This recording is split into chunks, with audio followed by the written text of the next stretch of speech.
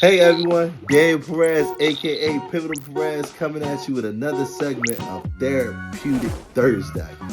And on this episode of Therapeutic Thursday, I wanted to talk about the topic of grief and loss. This is a very crucial topic within the therapeutic world, and this is something that we all go through. People from the ages of 1 all the way to their death typically goes through the grief and loss stage, and is very critical to our development and the whole therapeutic process. Therefore, I wanted to really tap into this matter. So within grief and loss, there's 5 different stages. These stages are, the acronym for it is DABDA.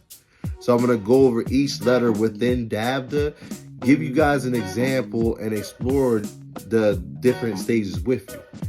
The first part of the DABDA, or the 5 stages of grief and loss, is denial. Typically, this is when the person has lost that person, thing, or mindset, and they don't believe that it actually happened. So they'll sit there and state things like, no, that person's really not gone. They're still here. No, I didn't lose that. I'm not accepting that I lost that. I'll just see that person or that thing tomorrow. They're just not here at this current time, but I'll see them today or tomorrow. From this stage, you then go on to the second stage, which is anger. Anger is a very critical part within the 5 stages because it's an emotion. And as we know, anger can turn a whole situation upside down. Typically in this stage, people are not willing to accept outside influences. They become mad, they become upset, they don't want to hear anything that's going on because they lost that thing that was essential to them, and now it's causing their moods and their emotions to sway into anger.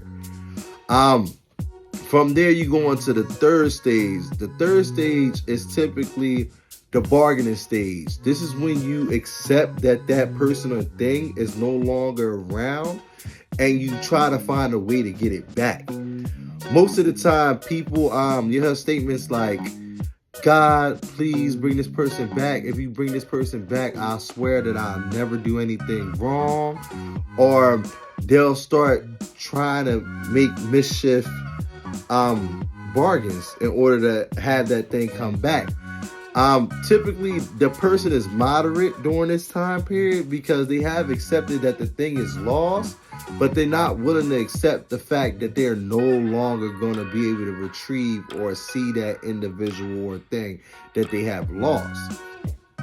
From this stage, we then move on to the 4th stage. And as I stated, it's DABDA, right? So this stage is the depression stage.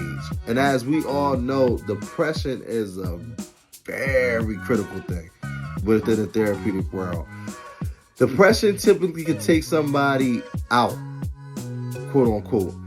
Most of the time people are experiencing depression, they don't want to do anything. They typically don't want to eat, or in opposition, they want to overeat. They don't find any satisfaction in the things that they once enjoyed or loved.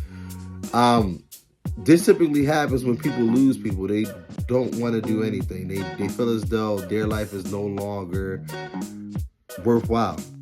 So that's the 4th stage, is the depression stage. And you typically want to try to get a person out of this stage as fast as possible, because if not, it can be critical to their grief and loss, their production to overcome that grief and loss, and their future. And lastly, DABDA. So the last letter is the A, is the acceptance stage. This typically is when the person has overcome all the other stages and they're willing to accept that that person or thing is no longer around, and they're content with that. They're okay with that, and they're willing to move on from that experience or situation. The acceptance stage, there's no determinate time in which that will occur. It can happen for a person in a matter of hours. It can happen for a person months down the line. But eventually you want that individual or person to get to that final stage in which they accept the fact that they lost and no longer have that person or thing. With all of the stages of grief and loss, you don't have to go in any linear form. So even though the acronym is DABDA, you can go from denial to bargaining to anger to acceptance, and then you can always matriculate backwards. There's no linear way in which you would go. So I just wanted to provide you all with that information about grief and loss, because I know this is something that we all typically go through. So if you have someone that have lost someone, something that's important to them, please be able to provide this information and education to them, because there are people that don't even understand or know the 5 different stages and why they are going through these various stages.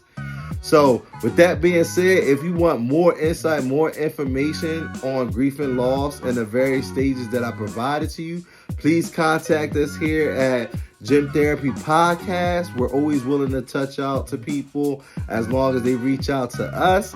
If you're new to this podcast, please push that follow button, push that subscribe button, because we always love to have people following and hearing our information. Thank you guys, and have a great one.